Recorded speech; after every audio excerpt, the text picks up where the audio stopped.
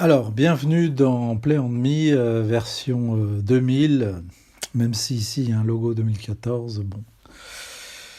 D'ailleurs qu'on peut rendre invisible avec la touche Z. Donc, interface minimaliste, avec la touche R visible, invisible. Comment ça marche?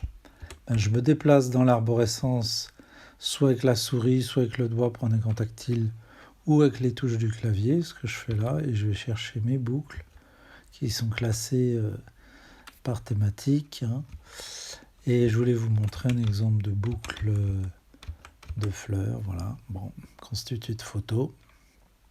Donc, avec la touche R, je rends l'interface invisible. La touche A, je me permet d'ajuster la vitesse par rapport au rythme musical, de très vite à très lent. Bon, ça marche plus ou moins bien.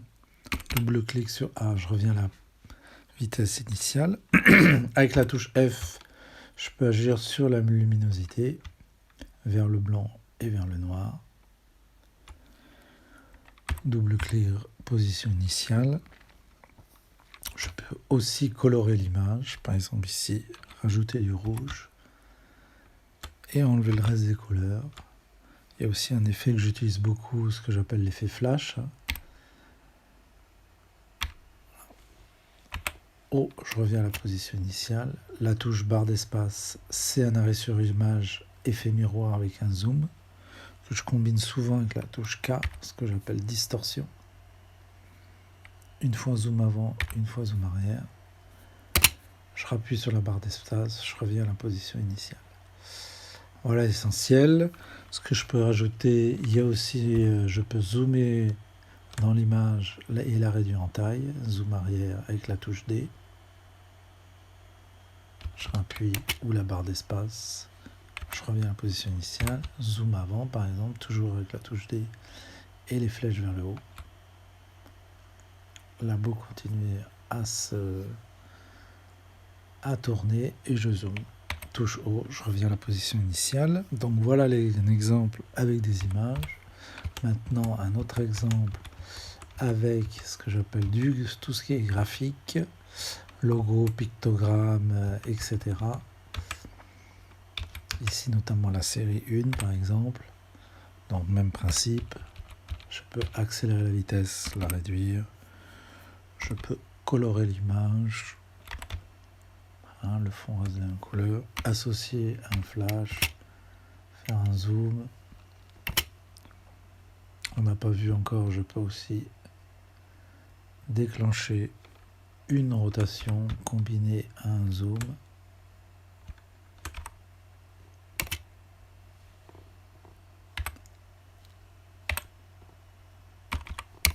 Et je reviens à la position initiale.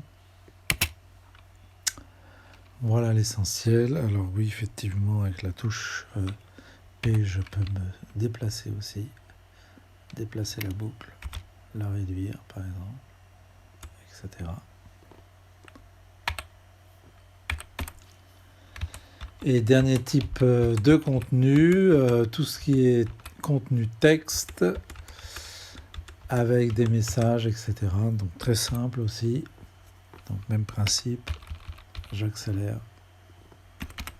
Je reviens à la même position initiale, je peux ralentir, je peux jouer sur la taille, combiner un flash, pendant ce temps-là colorer le texte, et donc pareil.